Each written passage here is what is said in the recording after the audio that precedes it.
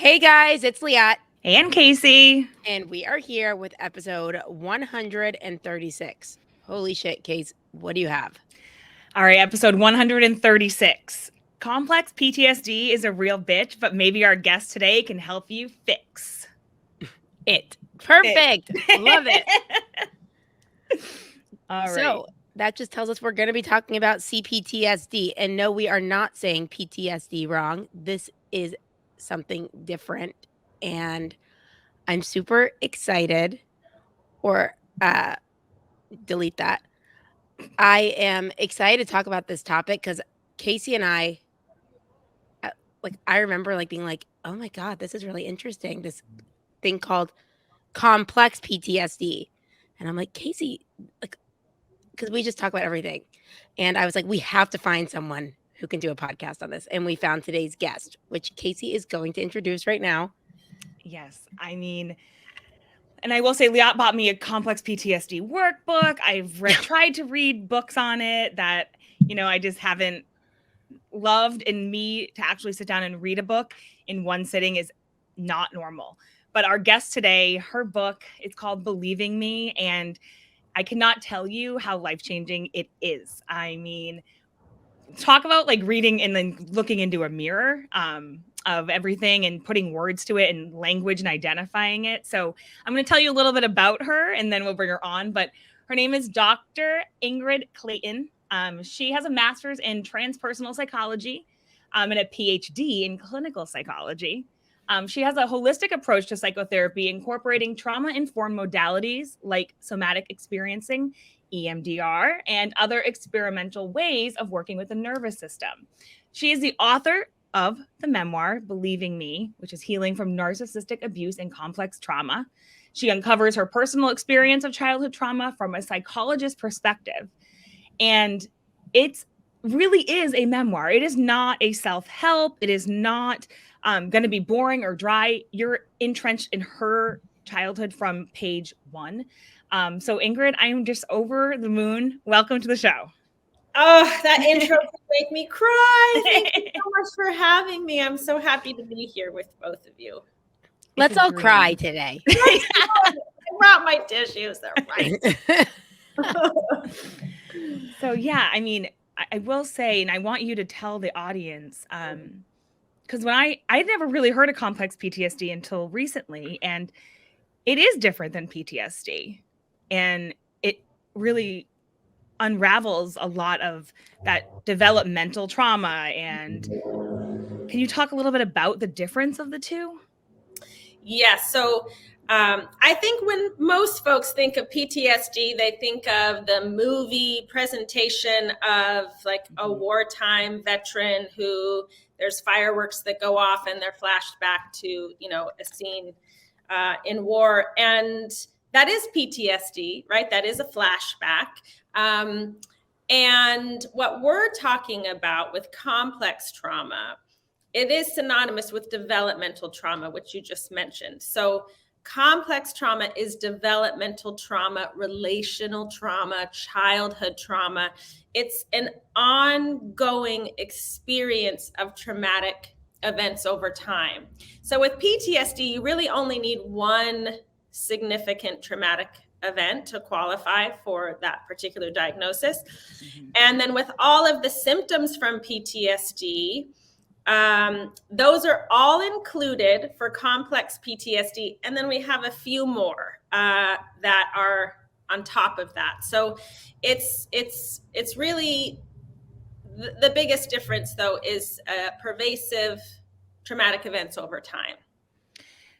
And being exposed to that over and over, where it's not just this one identifiable moment. That's it's right. Whether it's abandonment as a child or, I always think of my childhood. I'm like, well, I wasn't abused. I wasn't hit. I wasn't, but abandonment or lack of parental guidance, I guess I would say. Yes. Over and over and over again. It's that lack of someone showing up for you.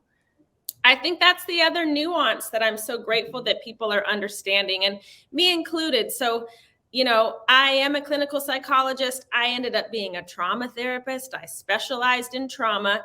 And I was like, but I don't have real trauma. You know, it was like, I don't have that. There's this tendency, particularly with childhood trauma, because as kids, you know, you don't really have a choice. You're born into the situation that you're born into, and we need our caregivers, no matter how deficient they are. And so there's this tendency to minimize the truth of what's happening and or to make it our fault, right? It's a survival mechanism. I'm grateful for it. It allows us to get through what we were born into. But fast forward into our adult lives, and we're still kind of sitting here holding the bag. Like, it wasn't that big of a deal. I'm just a little messed up. Yes, I'm riddled with anxiety and depression and toxic shame, but that has nothing to do with this traumatic past, right? We don't see the through line. So I've said before, if you minimize what happened, you actually minimize your ability to give yourself the proper tools and treatment to take care of yourself. And so I'm so grateful that now we're really owning and naming that emotional abuse is abuse. Neglect counts, abandonment counts. That, you know, I often, as a kid, I felt I almost wish I had bruises, because the bulk of what I experienced really was gaslighting, emotional abuse. It was narcissistic abuse, alcoholic family system, really chaotic. All the uncertainty, what's their mood going to be like when they get home? We'd all run to our rooms, you know. That was hard to explain to people outside of the house. It's like, well, I chronically don't feel safe. And it's, you know, we know now from a nervous system perspective that my body was literally being wired in an environment where I was walking on eggshells. Of course, that has a long-standing impact. But I felt like, gosh, I wish I had bruises, because that would sort of qualify my experience as significant or bad enough or whatever it was. And so, you know, the other thing I'll say about C-PTSD, and the reason that a lot of us are just hearing about it now, is because we still don't even have a proper diagnosis in the United States. So in our DSM, the sort of diagnostic Bible in the United States, a lot of clinicians were fighting in this last round of edits to get something like C-PTSD in there, and they decided not to do it. And so C-PTSD is actually in the World Health Organization. So the international sort of diagnostic Bible, they have C-PTSD in there. And thank goodness enough clinicians are sort of like seeing this and hearing about it. It is a thing. It is a real thing. Like what often happens in the mental health field is we are in our infancy. We are just, you know, the research is way behind. Most of the research on PTSD is done on men, is done on veterans. Yep.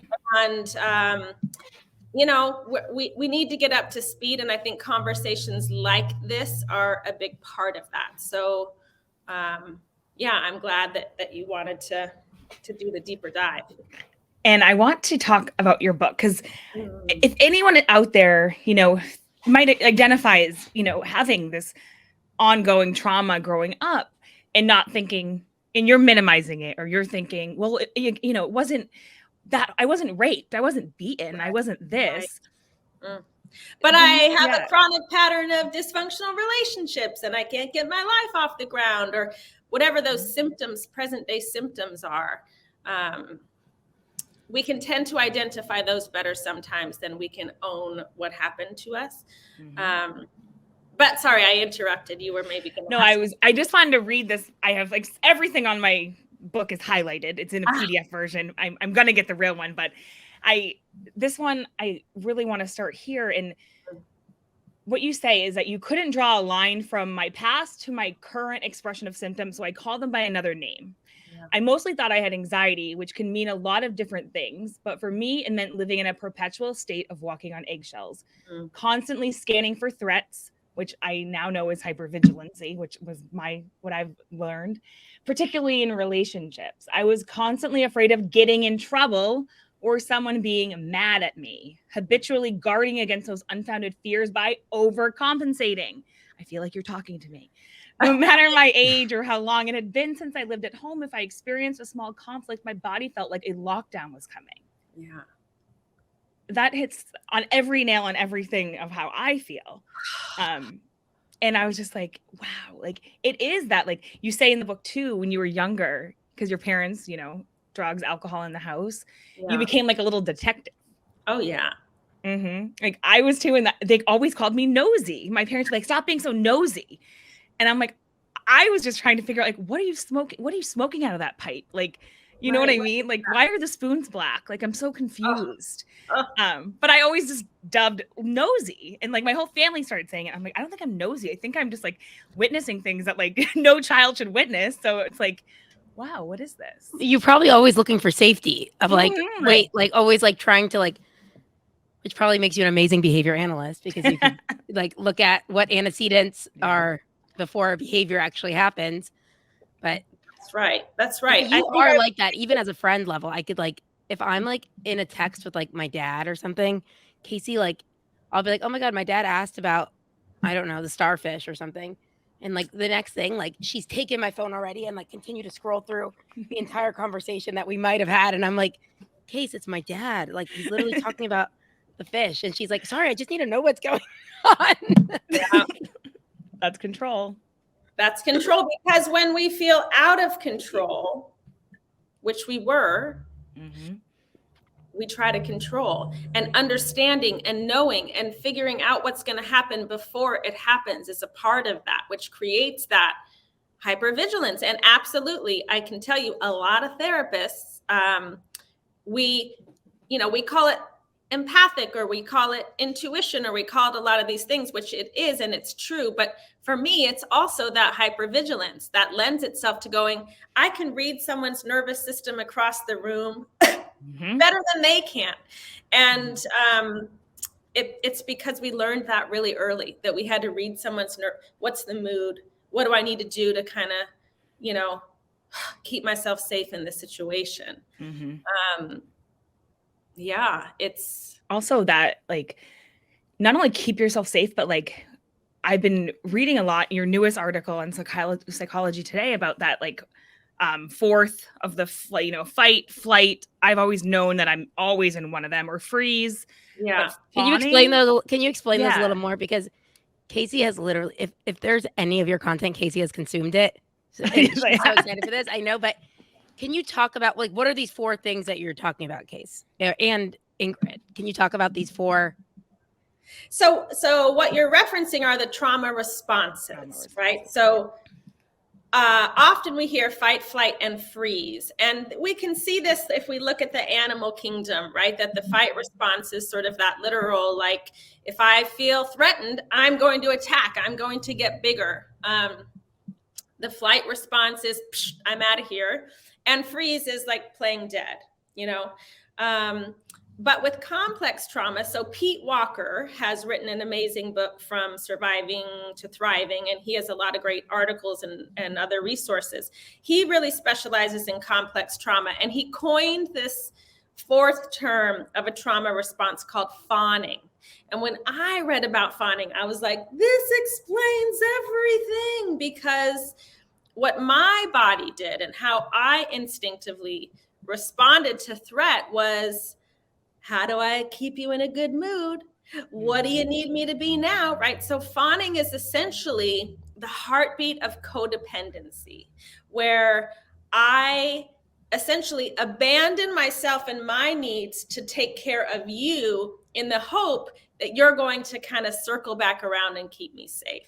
And so, yeah, I think last week, there's a new post on Psychology Today called What is the Fawning Trauma Response? And I go more in depth about it. But the thing with all of the trauma responses is that they can become habitual. And this is really common with complex trauma. Again, because you're in a repeated pattern of trauma, your body's in a repeated pattern of trauma response. So over time, we don't know that it's a trauma response. We just think that it's our personality. I love being of service. I'm very altruistic. These things that, of course, there's nothing wrong with them on the face of it, right? Of course, I'm not going to suggest that people stop being of service or caring about others, but we really have to look at when it involves the choice Am I making this choice consciously, or do I feel like my life depends upon it? And am I showing up for you in a way that is actually crippling to me? And obviously this becomes really problematic.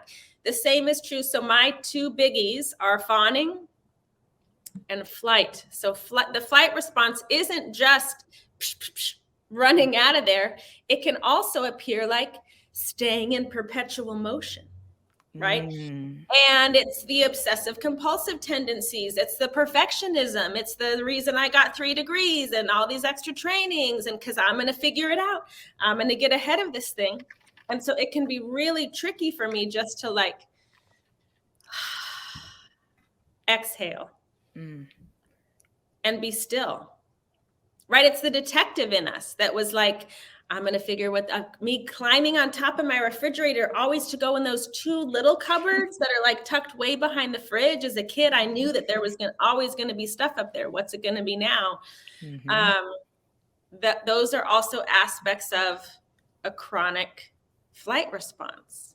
But again, think it's, sorry, just one thing what you said, just want to add in just for any students listening, behaviorally, just what you just said, we all speak the same language, just in different terms. Yeah. Right. So you're kind of saying like, okay, so let's say, I mean, I could talk, Casey is like the most, I mean, I always say like, I mean, she runs our customer service, and literally there is no one better for it because she loves to serve people. Like, I mean, well, now I'm like, does she love to serve people? Like when she comes to my house, she's taking care of me. She's taking care of Kobe.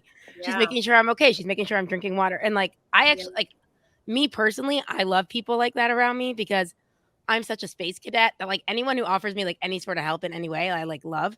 But it's actually really interesting talking about it in perspective of like behaviorally of like, well, what's the function of it? It's like, it could be okay to a certain, like, are you doing this because you genuinely like, you know, you like, I don't know, I'm thinking I love to buy people gifts. Am I doing it because I want that person? Like, what is the function of doing it? Is it because I like seeing people happy? Is it because I want to see like, oh, maybe they'll like me more? And it's kind of like, I guess, looking at any of the behaviors that you do engage in, and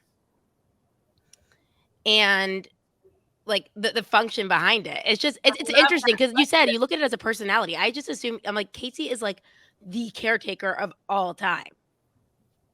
Yeah, like, I love that question. And I don't necessarily use that language, but I'm going to now. Like what?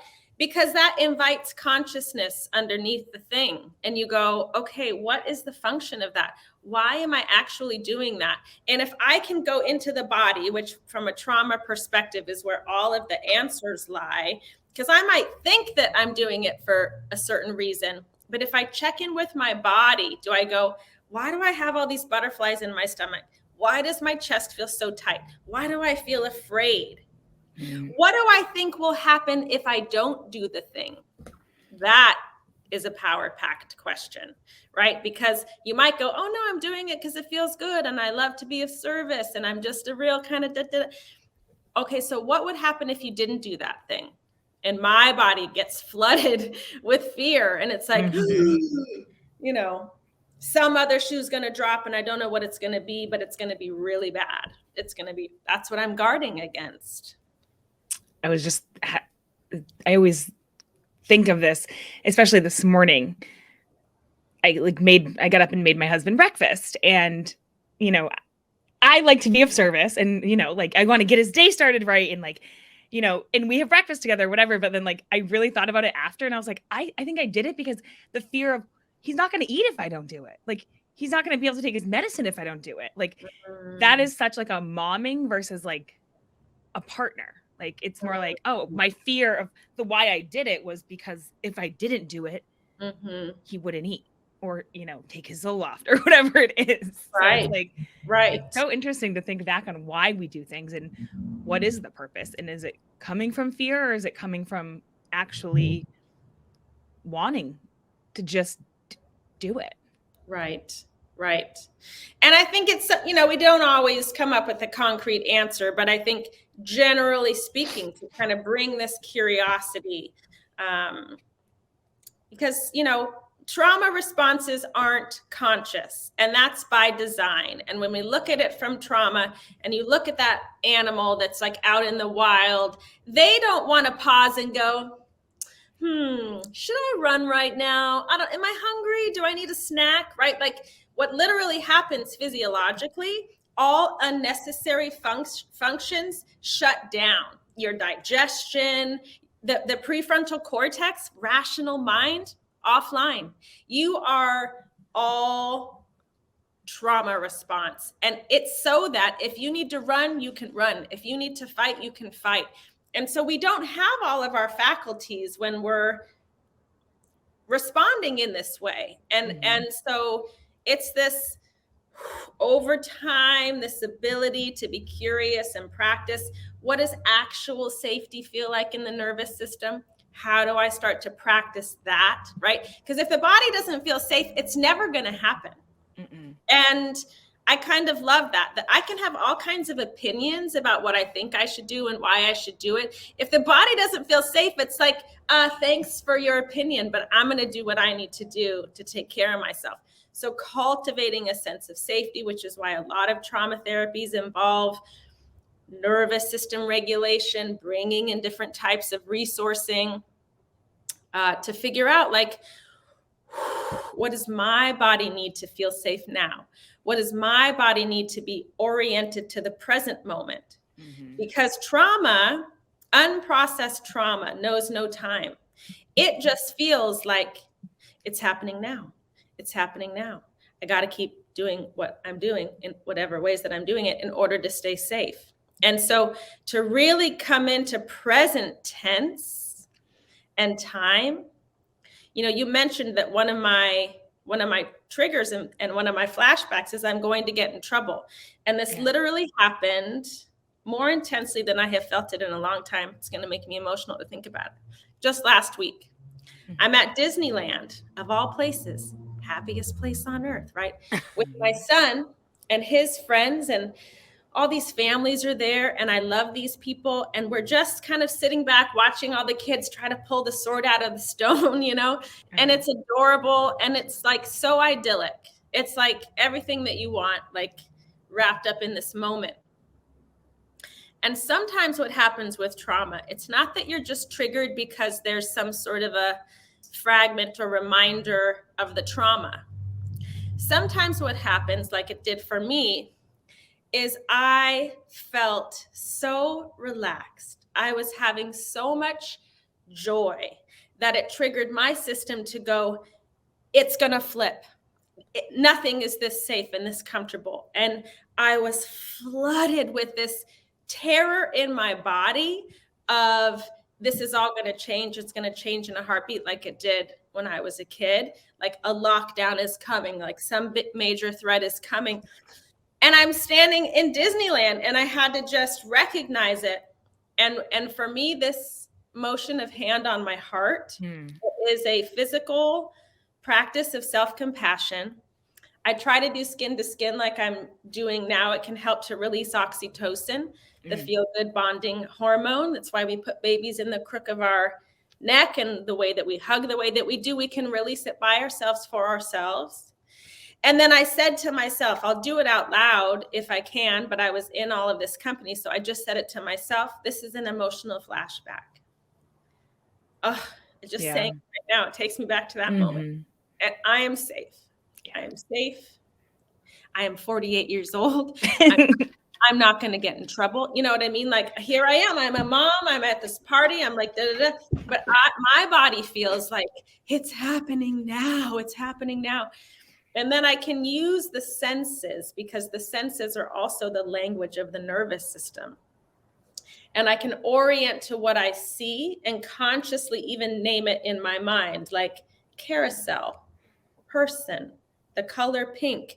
And by naming it and saying it, it's letting my body know, because when you're really in danger, you're not naming that. You can't even really see. You get this real tunnel vision. So to widen the vision helps my body go, oh, we really are safe. It's not happening right now. So learning these tools that we can practice when we're dysregulated, but we can just practice all the time so that when it does get really intense like that, we can sort of manage that dysregulation. And it was quick. It was probably all over within 1 minute's time. And no one even knew about it but me. But boy, my body was like, this is not, get out of here. This is not safe. So interesting that you say that, because I was just at Casey, I want to know, and you're going to say this in 1 sec, just because, first of all, my heart when I hear about these different things, also because of my love for Casey. And so, like, when you're telling these different things, I could, like, almost just by knowing her so well, like, feel it. Totally. Like these, like, she's always like, Leah, you're so good at reading me. I'm like, no, dude, you literally like wear it on your sleeve. Like, it's not that hard. I'm like, I'm such a good actress. But anyone who is possibly studying what we're in behavior, we talk about the term, it's called tacting. And, you know, we teach it to like a lot of kids. It's just like what happens naturally in development. And it's tacting, like labeling things in your environment, like water bottle, microphone, computer, this, that. And it sounds a little bit like, you know, our field of behavior analysis is getting into ACT therapy. And it's kind of about like at least like the book, The Happiness Trap, that, you know, Case, and it's like telling you to label these things as like, or to like a thought that you're having in your head, like change the font for it, sing it to yourself. So it's like, you could identify that, like, this is not, maybe you can help me say it better, Case, but just kind of. I was gonna say, you're kind of like diffusing your thoughts. Like, I think, you know, all day long, if you think of how much private verbal behavior that goes on in your head, that can be so self-destructive and not, you know, not productive at all. Unfusing from those, like, that's just let it pass by. Let it be like a little bird that just floats in, and you can float right out. They're like, change it to fun font. Like, if your brain's saying something, imagine taking that font, putting it in Comic Sans in a color. It's like, okay, so now it's this thing that could just go.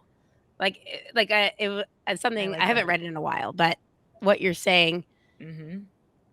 It's good tools and techniques to, and it's hard when you're in that moment to even be able to get to that level, like, because it can escalate. Practicing it when you're not dysregulated can be so helpful. And so even that tool of orienting, that's a Peter Levine somatic experiencing resourcing tool of using the senses in that way.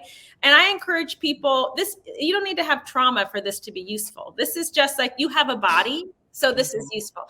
If you're stressed out, if you're upset, that when you're not feeling those things, look around and notice what you see. And for me, I will orient specifically to nature, because nature gives me a sense of connection to something outside of myself. It tends to be very calming for me. But some people go, oh, I hate looking around. Okay, close your eyes and notice what you hear. Orient to the ambient sound in the room. For some people, it's touch, taste, smell. It doesn't matter. Practice them all. And just the language of trauma therapy, no matter what kind of therapy it is often, what are you experiencing now? What are you noticing now? Not what do you think about it? Right. Not going back up to the head. It's body-based. And what do you notice? And you know what I notice about 99.9% of the time when I orient visually is I take a spontaneous deep breath. It just happens. I'm not trying to breathe. Okay, I'm trying to breathe now. It's by connecting with my environment and present time and place, widening my vision, that my body just spontaneously goes, which lets me know that I'm becoming more regulated. Everyone, I encourage them just to practice that. Orient with the senses and notice what you notice. How does it make you feel? So I know we kind of went on to like what C-PTSD and these responses are, but can you talk to us a little bit about like the, you know, writing a book like this is scary because it's family. I feel the same way when I do the podcast. I'm like, hope my mom's not listening. But, you know, what really was the, you know, what changed? How did it help you? Oh my gosh.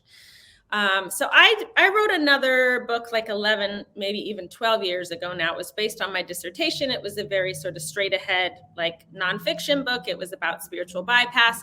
And then I was like, okay, I'm done. There's no other book on the horizon. I really, all this time, it was like, I don't think I'm ever going to write another book again. I never, ever had a conscious thought where I was like, I think I'm going to write a memoir. And I think it's going to be about childhood trauma. That sounds like a great idea.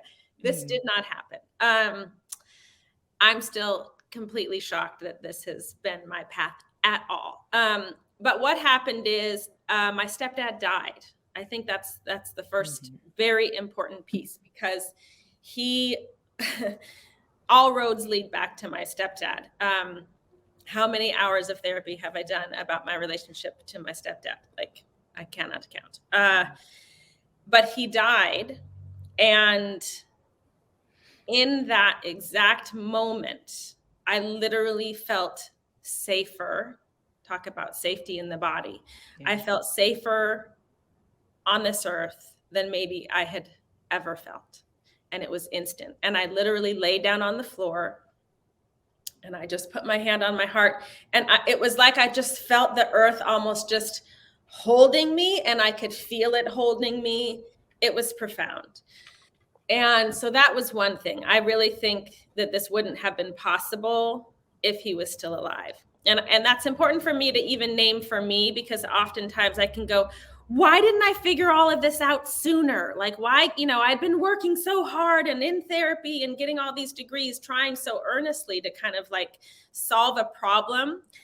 And I don't think it was possible for me to see a deeper truth or comprehend things in this way until he was gone. And so that happened. And then maybe 6-9 months later, the Me Too movement was really up, and people are sharing their stories of of abuse in different ways, and sexual abuse. And I heard that there was someone who had recorded Harvey Weinstein without him knowing it. And I'm like driving, listening to NPR, and I just pulled over and I was like, I have to listen to this tape. And I found it and I pulled back into traffic, and I'm suddenly a very little kid driving a very big car, because I'm in one of the most intense flashbacks I've ever had, because I'm listening to Harvey's voice and I'm like, that's my stepdad. That's my stepdad.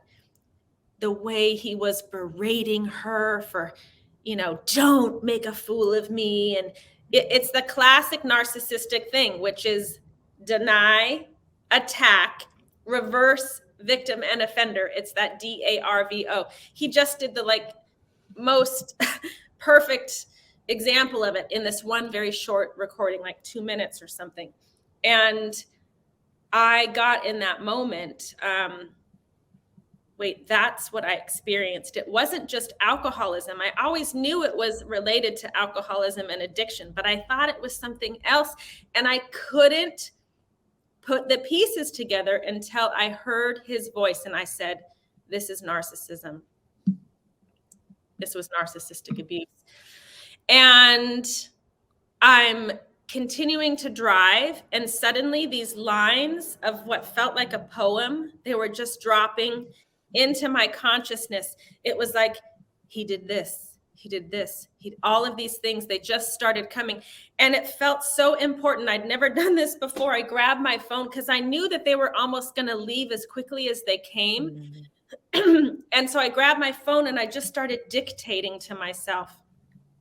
This thing became the scaffolding of this larger story that it was like my body had to tell. Because part of the thing that sort of wrecked me when he died is that he went to the grave with his story intact. The one that said, I was the bad guy.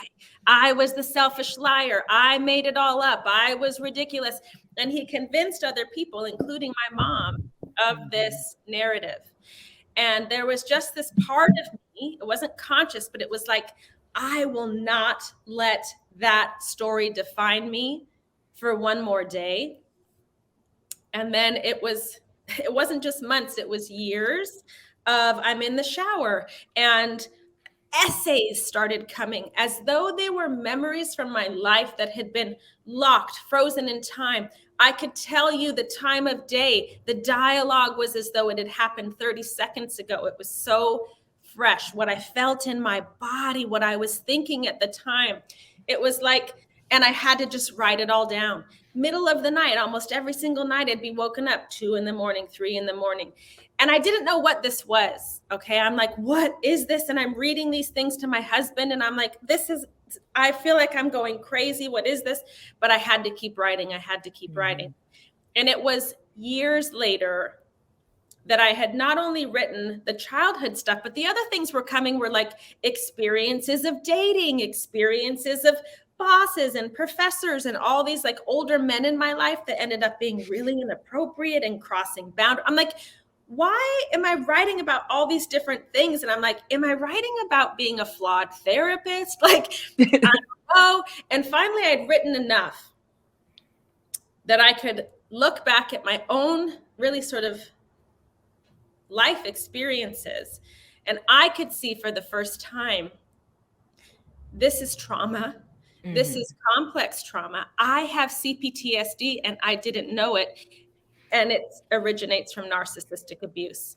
And listen, I have sat on so many therapist couches. No one ever gave me this language. And so it sort of felt like, really? Like, can I say that? Is it true? And it was like, I couldn't deny it any longer because it was just so obvious in this writing. And when that dropped into my consciousness, I thought, if I'm a trauma therapist who works with trauma all day, every day, and I didn't know that I'm living with unresolved complex trauma because that's what trauma does, right? Mm-hmm. How many other people are walking around not knowing? And so the fact that the story had already came and that it was the thing that opened it up for me, I just felt so called to share it, and not from a like self-help or, clinical perspective, but I was like, because none of that clinical language ever helped me. I had it all, but I couldn't see how it related to me. But when I saw my story for what I felt and what I experienced it and how I carried it and the way that it like corrupted my sense of myself and then all of my relationships and all of these things, it was just so obvious. And so that's the thing now that I'm hearing from so many people is that our particulars may be different, but you are telling my story. And same thing, I can read it because look at right here. I have trauma, very amazing trauma books on every surface. How many of them have I read cover to cover? Not a lot, because it's very triggering. It's very triggering for my nervous system. But I can hear someone's story. And then I see myself reflected in that. Suddenly I go, oh, it does apply to me. It does make sense to me.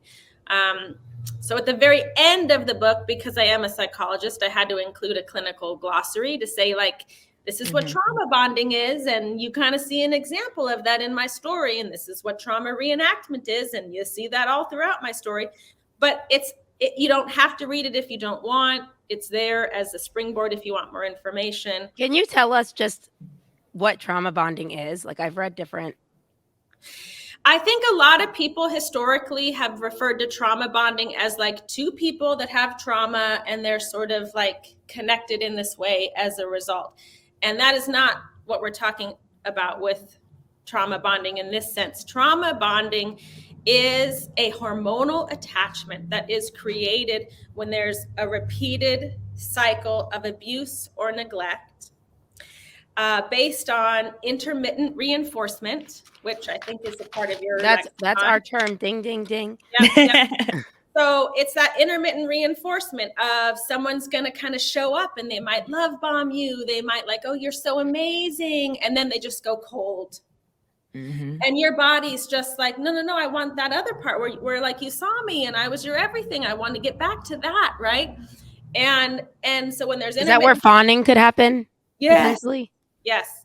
My piece of the trauma bond was my trauma response as a fawner. Yes, so fawning for me was the heartbeat of my own repeated experience of trauma bonding. And here's the thing about that fawning that feels important related to that. My body figured out a way to feel safe being exploited and unsafe and in chaos. So guess what I needed to feel safe over and over in the rest of my life? My body thought I needed to be exploited, to be unsafe. And so it's the heartbeat of trauma reenactment. It's sort of like all of my skills prepared me for these types of relationships. And I heard this somewhere along the way and I wrote it in the book, and it's this: red flags don't look like red flags when they feel like home. Oh.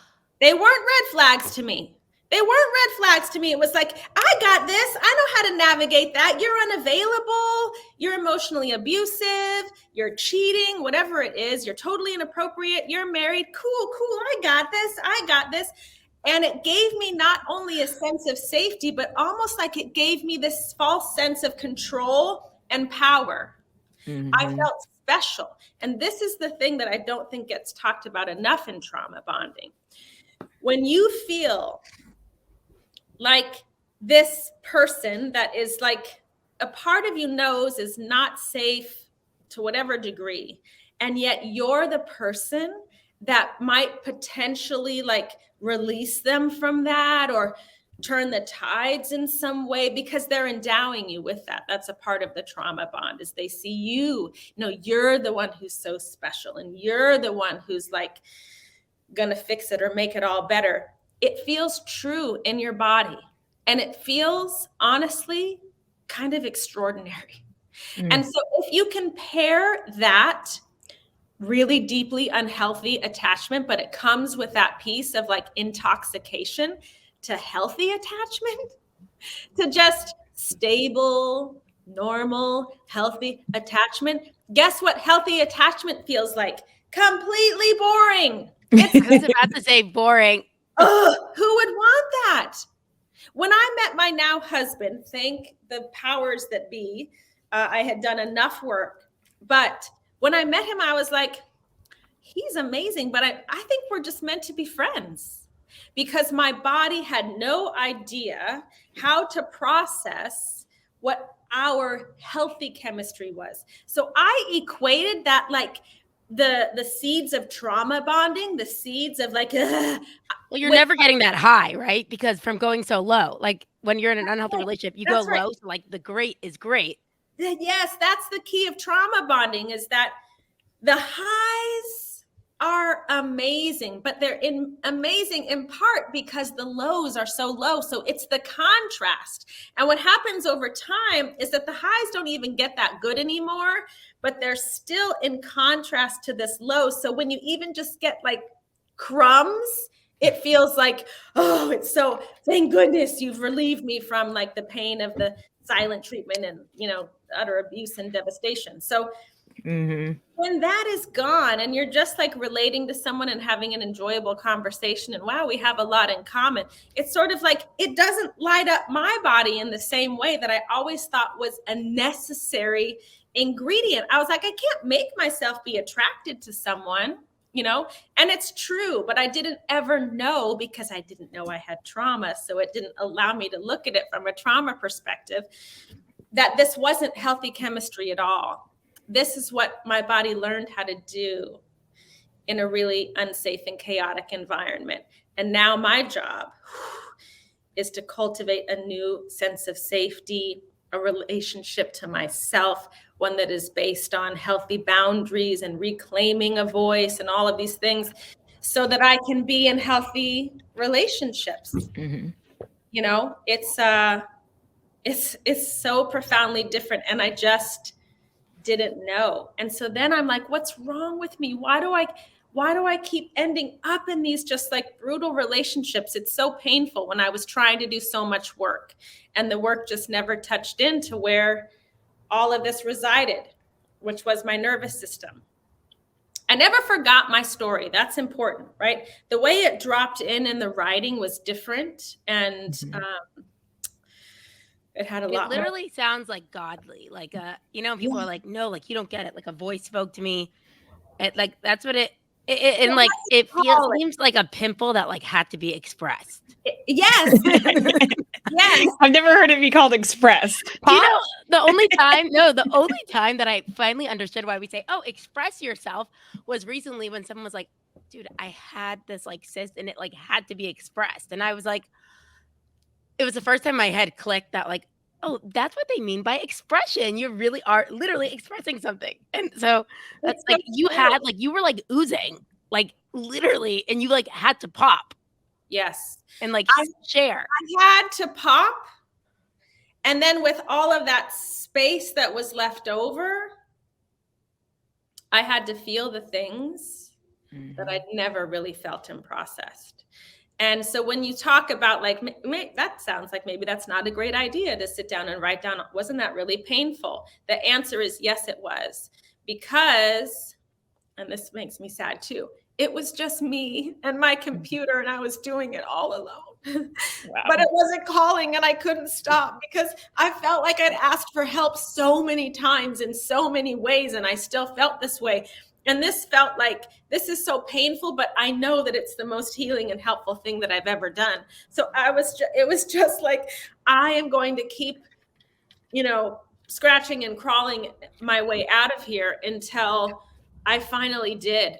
And it was a 5-year process. And, then now I can't shut up about it. I'm just like, if you have these symptoms and these experiences, it might be this, and make sure you're seeing someone who knows about trauma and giving people this language. And because it took away all the shame, finally understanding where I come from and why I did every single thing I did was because my body was genius in protecting me. And I'm so grateful for that now. And it doesn't need to be bracing for the next catastrophe anymore, right? Like that's not happening. And so I can have a different experience of myself and my life and my relationships. And I have a son, and I'm consciously, to the degree that I can, making sure I do not pass down this legacy one more generation. It's big. I take it so seriously. One thing I just want to, and I'm sure you know about it, so I'm going to ask, because so I was doing one of our pre-interviews with someone who's like a huge trainer in EMDR, and he was he started talking to me about something about I mean Casey knows that like I am always like, I think I spent some of my therapy sessions like going through my divorce, I'd always be like, Casey, and I asked her about this for you with your mom, or I asked her about this or this, because like it's like, am I getting free therapy? Thank you. Yeah, like through me, I'd go to my sessions like, okay, I'm here for my divorce, but I listen what her mom did, Yeah. So obviously when I was pre-interviewing this guy, I started talking about Casey a little bit because again, I like love her so much, and I'm like so invested in like, how lucky am I, Ingrid? Casey realizing like her potential and like that, like there's space to like grow and fly and like do amazing things. But so I was talking to him, and I don't know what I was saying about you, Casey. I mean, I said something like, sometimes like we're having a conversation and like her reaction like does not match the situation. And I'm like, whoa, what? Huh? No, I just said like that page had an error on it. It's like, no big deal, whatever. And he was like, I would never make a mistake. I'm perfect. Are you kidding me? Like, I did this. It's mine. I'm not stupid. Am I stupid? Do you think I'm stupid? Like, yeah. And I'm like, dude, who cares? Whatever, and he told me this thing, and I was like, oh, I actually feel like I understand her better. Or in general, he was like, you have to look at it like this. Okay. So like, if well, he didn't say this part, but he had said like, well, what I associated it. He said like, if someone is like diabetic, like they are literally missing, like, what is it, insulin? I'm like, I might be saying it. I get it. I know it's like, that's what you're lacking. Sorry, anyone that I'm saying it wrong. I'm like, I don't really know. No, I think it's like, okay, so say you have lupus, like myself, like you understand that like you're literally missing like a working immune system. Okay. And that's a better one because I could talk about it because I have it. Yeah. He said, like, if you are raised in an environment that is traumatizing, like, not only that, like, literally developmentally, imagine, like, you're seeing, like, these things are, like, growing for a person. Like, your prefrontal cortex, like, part of your brain, doesn't develop. So, that is, like that and maybe correct me if I'm wrong, that is the part of your brain that allows us to, like, step back from a situation, look at it, and be like, this isn't a big deal. I could do this, or problem solve in situations as opposed to, like, just, um and so he was saying, like, it's you have to realize that it's stunted the development there. That's right. Can Well, not only that, but what we know, so the amygdala is the part of the brain that is sensing for threat. We all have that, right? But there's amazing brain scans and research of traumatized people where the amygdala grows up to 10 times the size. Yes, he said something like that. Crazy. So my amygdala, for instance, is constantly, and so any tiny little fragment of a thing, it's going to pick up on that, where a non-traumatized brain is like, oh yeah, I made a mistake, or no big deal. It's like, no, a mistake is like, there's going to be a severe consequence. I have to, like, protect myself against this. And so yes, trauma changes the brain. And that's another reason why, on one hand, I had all this information, and I feel like I've been a good therapist for people for a very long time. I could be I could do this work with them, but I could not see it in myself until I could see it. And now I can't unsee it. But it's very real. It's very real. And just, like, hearing it like that, like, so many people, like, it's I mean, we have a long way to go with, like, mental health or anything that is like awareness, but that, if someone said, like, I have this, again, immune system that doesn't work for this, it's like, I think people are harder on themselves because it's something that's, like, That's internal or unseen Yes. to others, so it's like, but that's like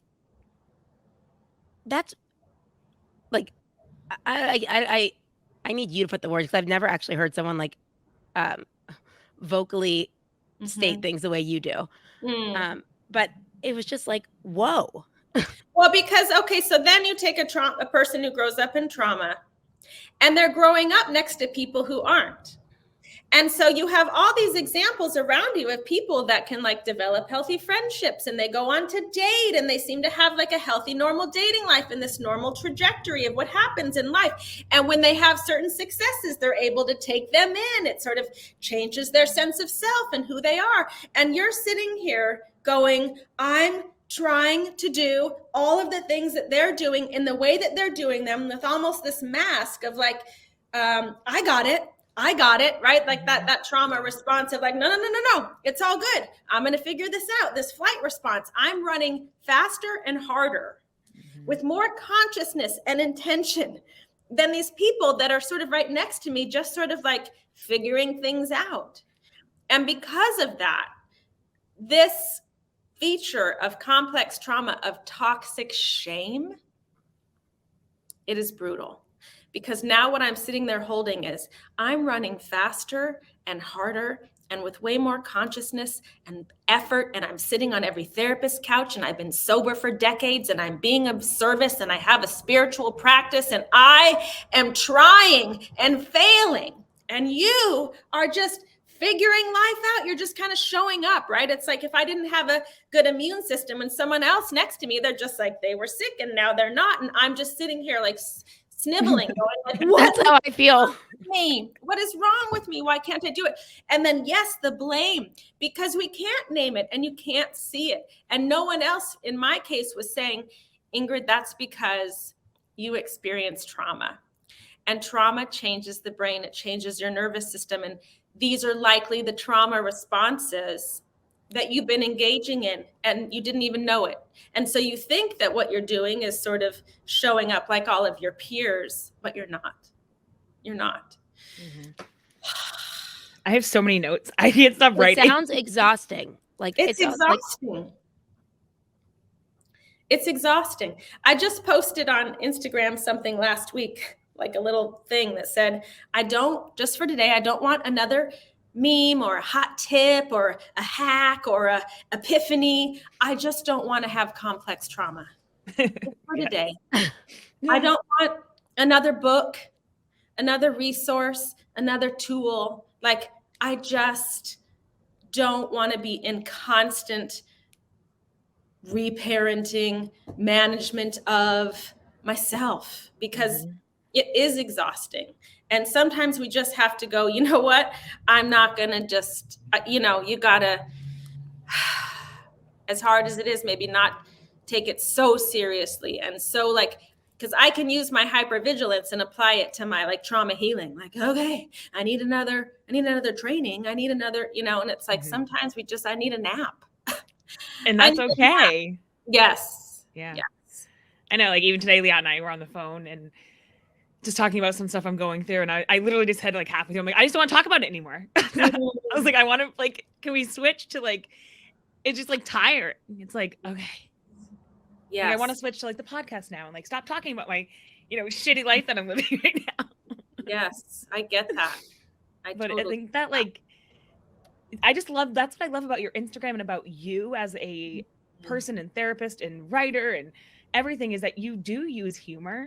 And so like there were times I'll watch some of your like videos and I like think it's like this serious thing, and then I realize like you're totally like joking, and I like send it to like everyone I know because I'm like, this lady is killing me. But it's like, fun. Yeah, I think what we're talking about is really serious. I don't ever minimize that. I think it is really serious, but because it's also really triggering, that sometimes I can't even like approach or digest or appreciate some things that could be really helpful because it's just too overwhelming, right? So trauma is basically a nervous system that is overwhelmed.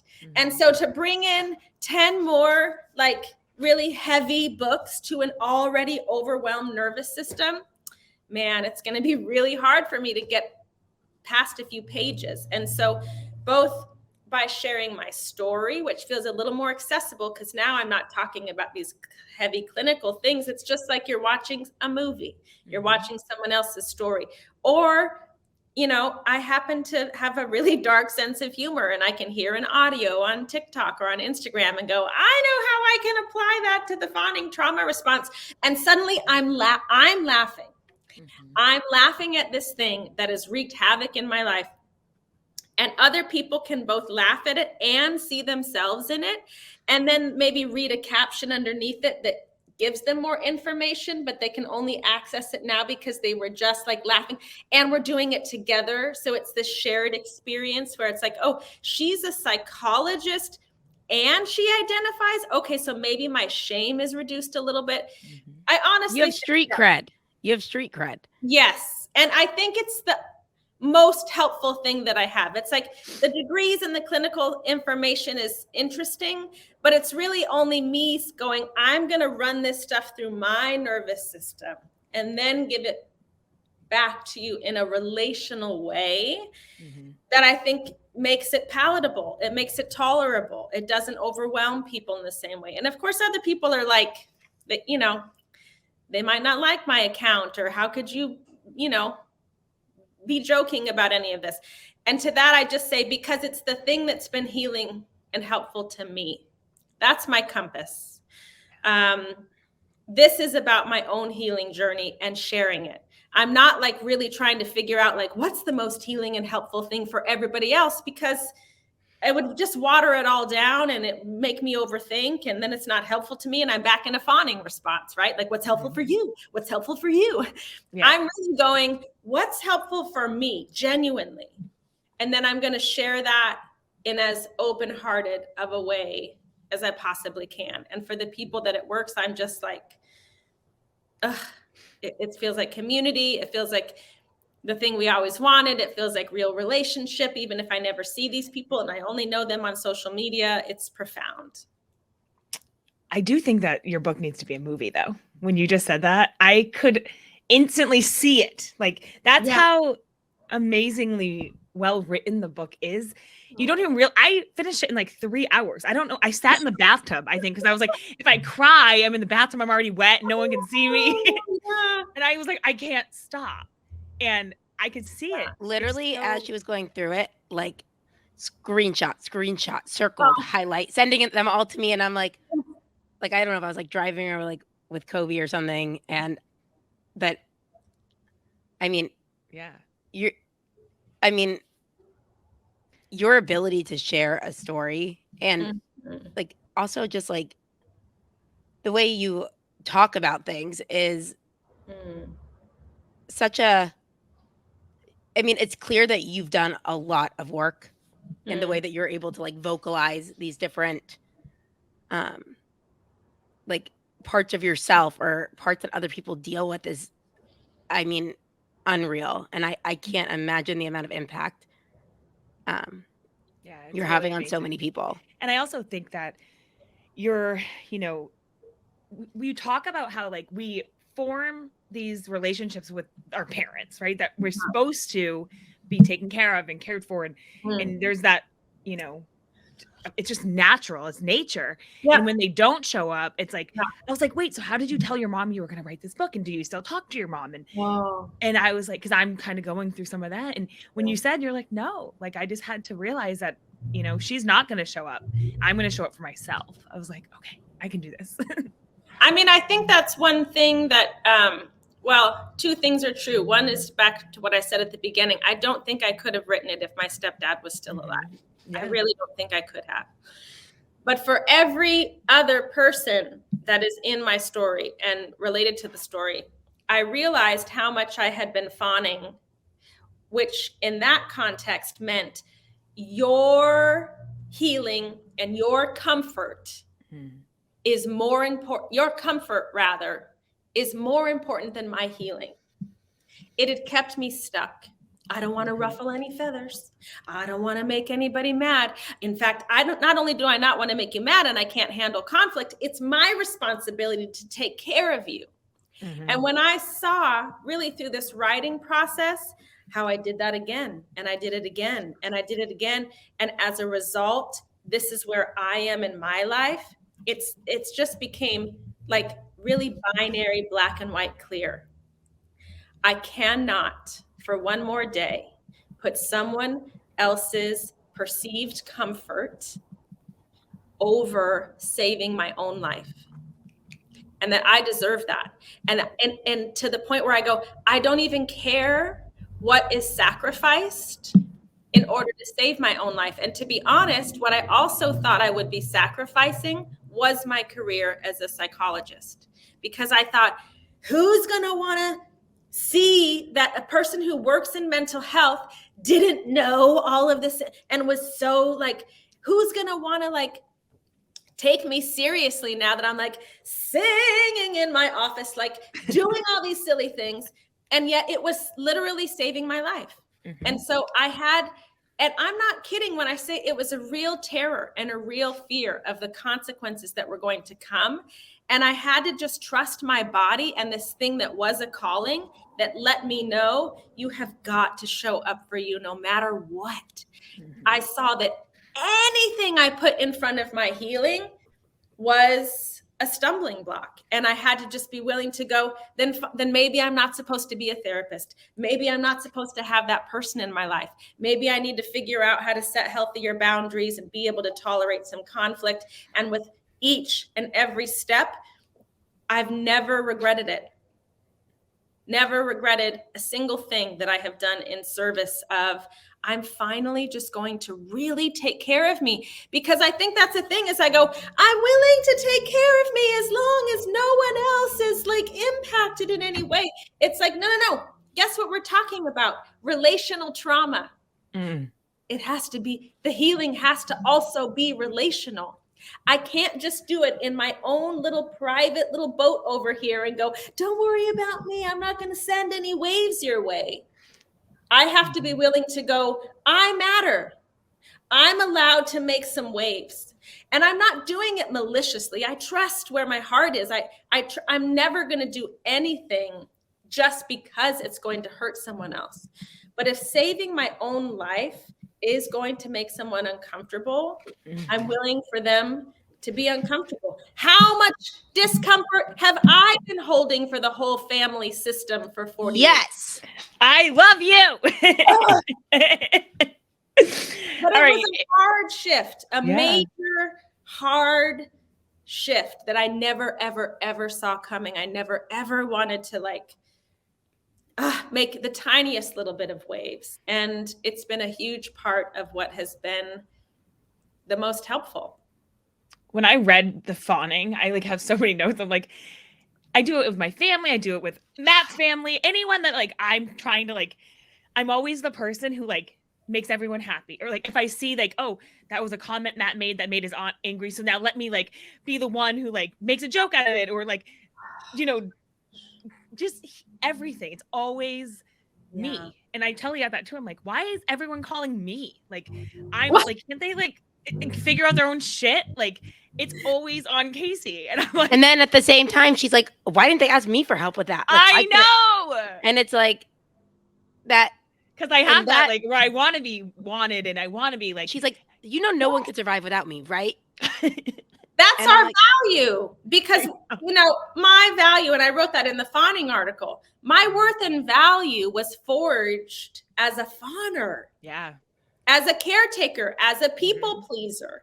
So I literally don't know that my value is in my people pleasing. And so it is that double-edged sword. It's like I've hung a shingle saying, I will take care of you. I will privilege you. I will prioritize you. And then I get pissed off when people take advantage of it. And it's literally pissed off when they don't. This is literally our conversations. And then I like will send, I don't know, my algorithm obviously knew we were doing this podcast today on Pinterest yesterday. I was like trying to like look at bathrooms. I'm trying to like renovate my one bathroom in my house. And I was like, this algorithm is, so then I'm like, oh, these are so spot on. But like what you're saying, like the one thing I think I said to Casey, it's like emotional abandonment in childhood makes us desperate to be chosen in adulthood. So like if someone's not calling you, and you're saying it today, if someone's not calling on you for that help, like how rude that you didn't call on me and I could take care of everything. But you do call on me, and then I'm annoyed that like it's always me that I have to do everything, and why can't anyone else just figure it out? Like, why can't someone take care of me? You've said before. Yes, I don't let people though. I don't let people. No, of course it's too terrifying. But what we can start to do in even small, manageable ways is to take care of ourselves with a healthy boundary. And honestly, that healthy boundary, it doesn't have to be like, I'm cutting this toxic person out of my life. No, it can be like if someone says, hey, what do you want for dinner? I actually think about what I want for dinner. Wow. Not what I think you want for dinner. But really like those manageable choices, I can start to make them to have a voice. Oh, what's your opinion? Oh gosh, I'm really going to say what my actual opinion is here. And it's like it, and then it starts to build, because what happens is the nervous system goes, oh, that felt good. I get to take up space. I matter. And the sky didn't fall. So it's more information of like, oh, I took up more space in the world, and there's not, people aren't coming after me. And so it's like this slow ability to build safety in this new way. And when it feels so good, like that's what happened. It felt so good to be a truth teller and to be able to laugh at it, that even though part of me was terrified, it's like, I'm going to do it again. I'm going to say something real, and I'm going to say something real even about my family, and it's going to be public. But every time I did it, it was like I was inflating myself to where I was a whole real person in the world. I started walking differently down the street. I am here. And I think I was just a puppet and a shadow of someone else for so long that to feel into my own body, it's like the body goes, yes, like we want more of this. But starting small is important because we're talking about safety and we don't want to overwhelm again. We want to go, where can I have more of a voice? Where can I say my opinion, set a boundary, really genuinely take care of myself? If someone says, are you available to do it? Just because I can doesn't mean I'm going to say yes. Oh, I'm so sorry you're dealing with that. I'm so sorry. I'm not available right now. And being available doesn't mean I can have time in the day. It might be physically possible. Right. It might be, I have a chronically overwhelmed nervous system. I'm prioritizing my own rest and health and wellness. That is a good enough reason to say I am unavailable. Really hard to do. And it's exhausting. Yes. Yes. I think that for all clinicians out there, I know we have a lot of listeners who are clinicians and behavior analysts, and probably psychologists, and being able to like learn about this and understand it with the people that you work with. Like Liat was saying today, she goes, I feel like everyone has like a story of their childhood or something. Like even people that you think have these perfect lives, like you don't know what really happened. And being aware of all these different, like kind of, oh, well, maybe she's reacting this way because, you know, there's some form of trauma that is occurring in her body, or it just, I hate to use the word empathetic, but just more aware. Yes. And I think it's really helpful. So everyone needs to go get the book, Believing Me. I'm telling you. Believe me, you need to get it. Believe me, you need Believing Me. And we'll have everything in all the show notes of where you can find it and find her website and all her amazing articles.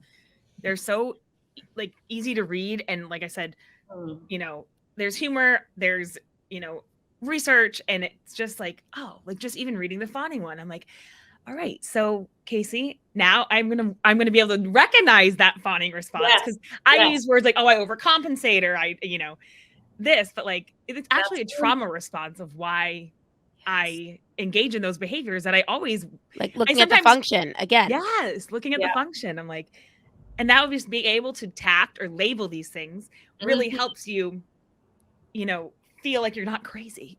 That's right. That's right. It helps me. I'm so grateful. Thank you for reading the book and sharing your own reflections with me. That just, it's this incredible feedback loop, you know, where you share what was meaningful to you, and it almost gives me more of a nuanced understanding of the thing I said, but I didn't know it landed in that way. And it's just this powerful, powerful exchange. And I'm so grateful that you feel seen, and in seeing you, I feel seen too. I'm so grateful. Well, I just feel so blessed. It's like one of those times you reach out to someone like we did on Instagram, and I was like, oh, she's probably gonna say no. And she said, yeah, I'd love to. I'm like, oh my God. Okay. So take the chance. Yes. And hopefully it lands. So Ingrid, you have been amazing. Thank you so much for sharing your story and coming and taking time today. It means so much to us. Sorry, one sec. There's like a tiny, I thought it was maybe a ladybug, and I thought that was cute, but now it's like a black beetle. What the fuck is that? Ah! Hold on. It's just a little bug. I know, but it was like on my mic. I like just too close to the mouth. Oh, no. Oh my gosh, I'm glad you're okay. Leaving that in for Patreon. Yeah, leave that in for Patreon. I wanted to say one thing to end like positive right here, even though I think it really was. But just to end it off with a nice find from Pinterest is like what you're talking about the entire time is the amount of work you put on. So hopefully like this podcast also like inspires someone to like realize it's possible to put in this work and not have to feel stuck in a place. Always like just to, you know, when you hear, all you want to do is hear someone else who has been through something to have that. Like I remember my dad's like, you know, cancer treatment is like, do we know anyone who's had this type of thing done? I just want to find one success story, you know? So really just like looking, and I think you're that for so many people. Obviously you say it's like still consistent work that you need to do. But one of the things I saw was like honoring the space between the no longer and the not yet. So it's like, like that in between, like all of us are always like so focused on like getting to like the other side of a mission, right? Like, Yeah. like, okay, I'm on the other side now, like I'm done with that. But like kind of allowing yourself to realize like that space in between is not comfortable from like one mountain to the other, but like just allowing yourself to be there. And I mean, I know personally I'm someone who's like, I don't want to be feeling upset anymore. Why am I feeling upset? Whatever it is, you know? So I Yes. think that was one thing. Thank you, Yes. Pinterest. Actually, I should give credit to Nancy Levin. Thanks, girl. Love ya. And then this one, which I thought was really cool too. And it was, remember that the minute you take your first step into the life of your dreams, you know, like really dealing with these things that are uncomfortable, the first to greet you there will be fear. Nod and keep walking. And I thought, and that is by Brianna Weist, another very sweet girl, I assume. And I will woman, add trauma recovery. The thing to greet you is not just fear, but shame. okay, so that you need to write something similar to that with the shame included. Yes, because we are often holding the shame for the whole system, and we believe that it belongs to us. And it's really painful and overwhelming to face how much we've been holding and how painful it is. And it can feel very confusing. Like, no, this is me. There is something really wrong with me. And in fact, I think that's a sign that you're moving in the right direction, because you're finally feeling, processing, and being able to say, this does not belong to me. I'm going to hand it back where it belongs. Yes. Yeah. I love it. And I love everything that you've spoken about today. Thank you. Thank you, beauties. Thank you for all you do and having me here today. I'm so grateful. All right. It's amazing. Love it. Thank you, Ingrid. All right, guys. Wait, I'm gonna do the thing. I know. I was like, wait, we have to stay on anyways. Yeah. Stay on the line, yeah. All right. I'm like, bye. Are you processing everything we went through today? Okay, cool. I'm like, I need to go read the book again. All right, guys. Thanks for tuning in. We will, in the show notes, put everywhere that you could find Dr. Ingrid. And with that, you know where to find us. You can find us on our website, behaviorbitches.com, our Instagram, Behavior Bitches Podcast, our Facebook, Behavior Bitches Podcast. And as always, love ya. Mean it. There we go.